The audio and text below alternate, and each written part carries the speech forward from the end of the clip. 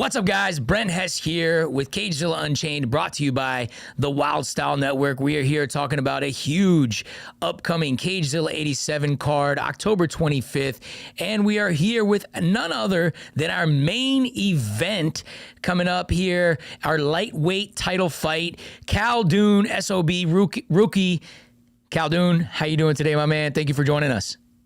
Doing great. Thanks for having me, man. I'm excited to be on. The best hair in Cagezilla, man. The best hair. I try to keep it together. Try to look a little pretty for the camera. I love it, man. Well, hey, since you've never been on before, let's get right into it. Give us a way to get to know you a little bit. Give us a little of your background, your upbringing, if you want to share, and kind of what got you into the sport of MMA. Yeah, I mean, I got into the sport kind of on accident in a way. The way I grew up, I mean, I'm Lebanese. I grew up in Canada, so I mean, I had a pretty, standard North American upbringing. But we always had these big inspirations, being just Muslim myself, Muhammad Ali. As I was growing up and watching MMA and the UFC, you have people like Khabib Nurmagomedov and Islam Makhachev and these guys. And so, there's a lot of guys that kind of became inspirations for us. I think being, tough and being able to defend yourself is something that was pretty important in my upbringing. And so I sort of picked up fighting with boxing. I did, maybe about a year or so when I was in my early 20s. And then I thought to myself, after watching some MMA, maybe I want to get into like Muay Thai or try out a little bit of wrestling. And one thing led to another after I found my team, DMA, and next thing you know, I'm fighting at Cagezilla and other promotions. So it kind of happened on accident, sort of organically. It wasn't my full intention. I thought maybe I'll just take an amateur fight here or there. But now it's become my life and it's become my lifestyle. So that's beautiful, man. How it happened. Yeah. And so I always like to kind of see some of your powerful influences you've had along your journey. I know you have a great coach in Coach Charles. I have great rapport with him. But tell us, who have been some of your great positive influences along that journey that have kind of helped mold you as an athlete and maybe as a person just in general? Yeah. I mean, Charles is absolutely probably the primary one. I mean, he's my coach. He's been there for me through the highs and the lows, and he's invested a lot of time in me. He's very much a brother to me. As a fighter, Charles is probably the most dangerous guy that I know, honestly. People don't know that about him. But when I train with him, I mean, I haven't struggled in any fight that I've been in as much as I have with him. And so when I look at the way that his skills have developed, and I look at the potential that I have to reach that level and even go beyond that, that for me is a huge inspiration as a fighter. In terms of character and athleticism and just being an athlete and being a professional, I've got a lot of different people that I look up to. If my teammate Shane, for example, Shane Marshall, he's the champ of the light heavyweight division. I look at him as like sort of the icon of what it is to be an athlete and how to conduct yourself as an athlete. Yeah.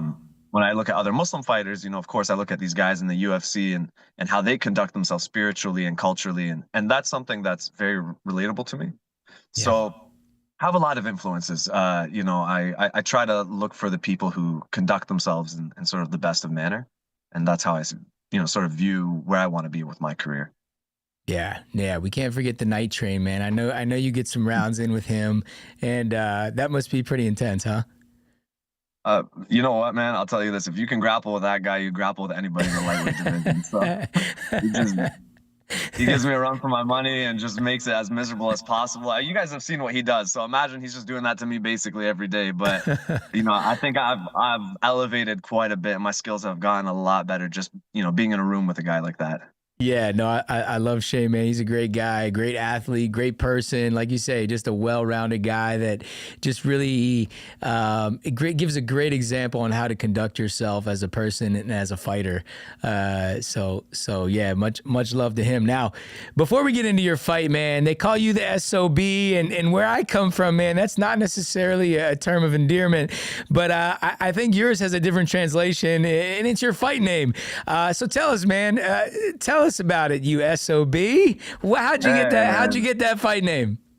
hey, some people have called me a tough SOB, so I take it for what it is, you know. But it's a play on words. Brad was telling you earlier, man. I'm not like the rest of these meatheads out here. I got maybe 3 working brain cells, but they work a lot better than most people's. All right, and I tell you, I still have a little bit of a creative intelligence side to me. But in Arabic, our middle names, at least where I'm from, our middle names are our father's name. So you're Khaldun, son of, in my case, Abdul Roukie, right?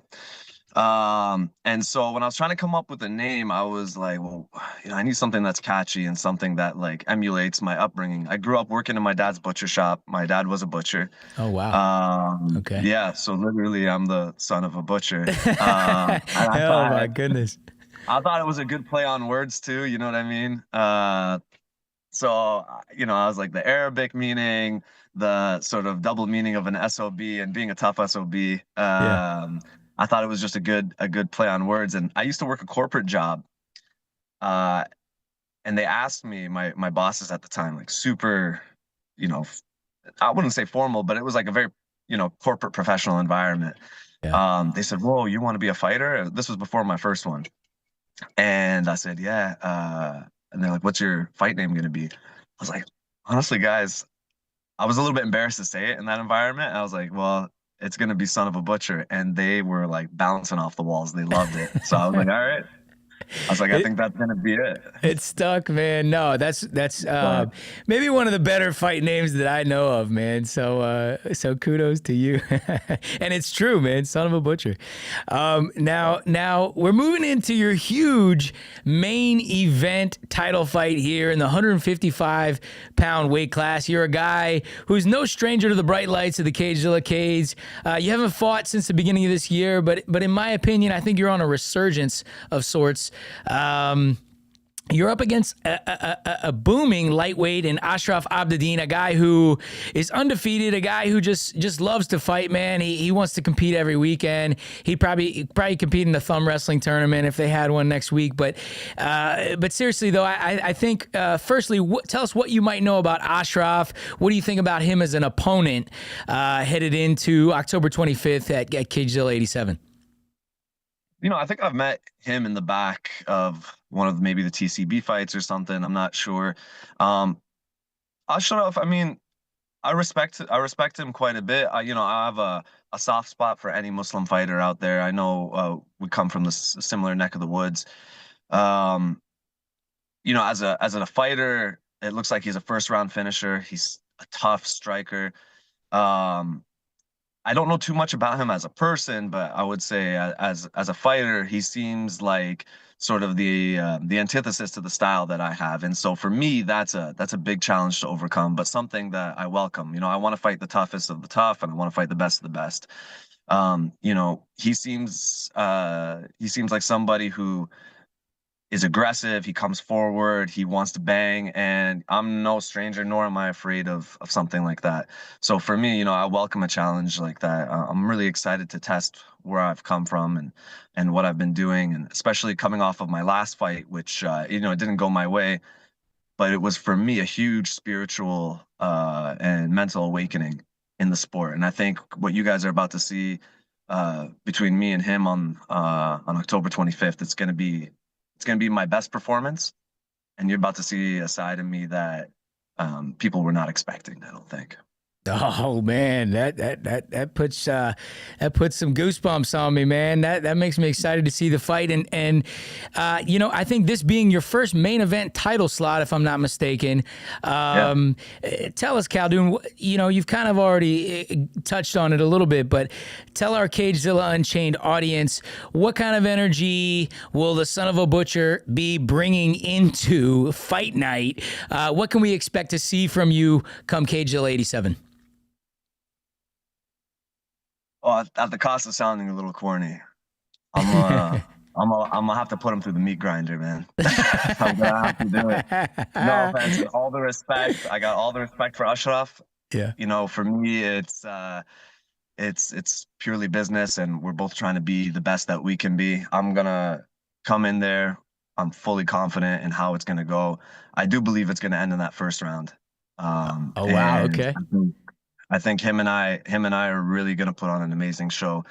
I'm just excited to be out there and to overcome the lows that I've been through and to continue climbing up to the top. You know, it doesn't end for me here, but being a champ at Cagezilla, a lot of people say, well, you know, it's an amateur belt.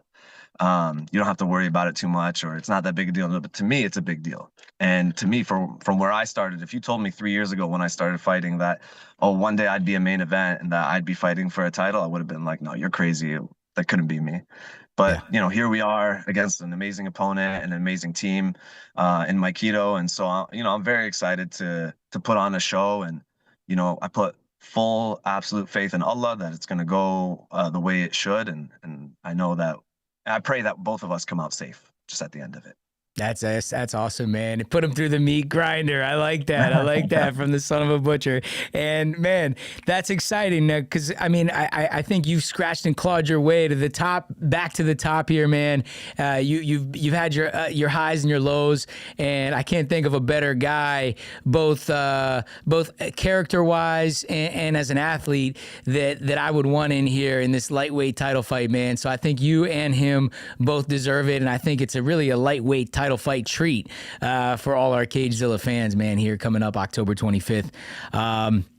Well, hey, man, I always like to collect a quote or a motto from you guys, something empowering maybe to you, something you've read. I know you're a man of faith, so it's probably going to be something along those lines. But it could be something maybe your coaches or somebody has shared with you, something you've read that has empowered you, that you could possibly pass along to our Cagezilla Unchained audience and empower them. Well, you know, it's like you said, man. I've been through a lot of highs, and I've been through the lows. I've experienced it all, and you know, especially after my last one, I think I had to lean on my faith even more. And I think it was a sign for me to not only lean on it, but have faith in myself. There was a verse that just from the Quran, it kept popping up randomly, and it stuck with me. And anytime I felt like I was wavering off the path, you know, I would just go back to it. And it would just give me this boost of confidence that I could do this and that, you know, this is something that I could achieve. And it says, you know, do you think you will be admitted into paradise without being tested like those before you? They were afflicted with suffering and adversity and were so violently shaken that even the messenger and the believers with him cried, when will Allah's help come? And, you know, that's a question that I had for myself, you know, when will it come? Like, when will my time come to shine? And, you know, when will I get that help that I need, that spiritual help? And the verse ends with, indeed, Allah's help is near. So for me, I always go back to that, you know, anytime I go through adversity or anytime I struggle, the help is near. God's help is near. And that's been the quote that I stuck with. I was torn between that and a second one that my father used to tell me all the time, much shorter.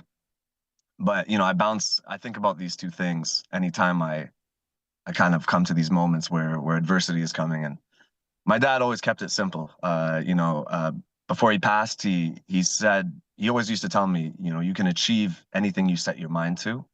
All you need is hard work and the guts to do it. And that's it.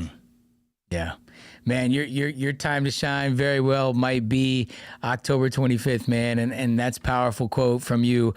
We have a lot of Muslim brothers that train at our gym as well, and what great athletes and great people that you guys are, man. And I really respect everything about that quote and you coming into this big lightweight title fight, man. I really can't wait to see it. I'm super excited for it. But before we leave, man, give us a way we can follow you, man. Give us a way we can follow your journey. We want to show you a little love online. You go ahead and kind of plug your social medias if you got anything, your team's social medias. If you want to give out any shout outs, please feel free to do that right now.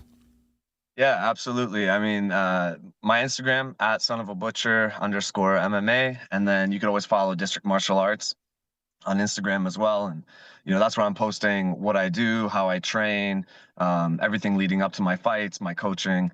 Shout outs. of course, I give a shout out to my team, and I'll be doing that again after I win. I'll be thinking about them, but I do want to give one special one if I can. Go ahead. To a certain individual. The person who inspired me to do martial arts to begin with, my uncle Hisham. He's a police constable up north, where we grew up, and he kind of is the one that sort of inspired me to be a fighter, to even pursue martial arts in general. So, he's been a huge inspiration for me. I know he's a big part of his community and just someone that we can look up to. So, I'm really grateful for the influence that he had on me to even just set onto this journey. Wow. Okay. Yeah. I hope he's going to listen to this, and I'm sure he's going to feel a warm feeling in his heart when he hears that, man. And so that's awesome. And I'm sure you want to give a shout out to Coach Charles, who's on Instagram as well. I forget his handle, but he's a great guy also.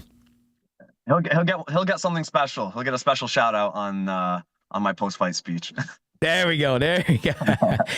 Well, hey, Khaldon, thank you once again for joining us here today. Great to have you on Cagezilla Unchained. I hope training and everything continues to go awesome for you, and you stay healthy, which I think is one of the most important parts leading into a fight. I hope you stay healthy. Thanks for taking some time to do this, man, and thanks for joining us here on Cagezilla Unchained. Hey, all the respect to you guys, and thank you so much for having me, man. I'm really excited to see everyone, and can't wait to put on a good show for everybody. Yep, absolutely. Well, there you have it, guys. Khaldon SOB Roukie will be in our main event, lightweight title fight here, coming up on Cagezilla 87, October 25th. You don't want to miss this one. Make sure you guys are picking up your tickets, CagezillaTickets.com. Until next time, much love and respect. We'll see you guys all very soon.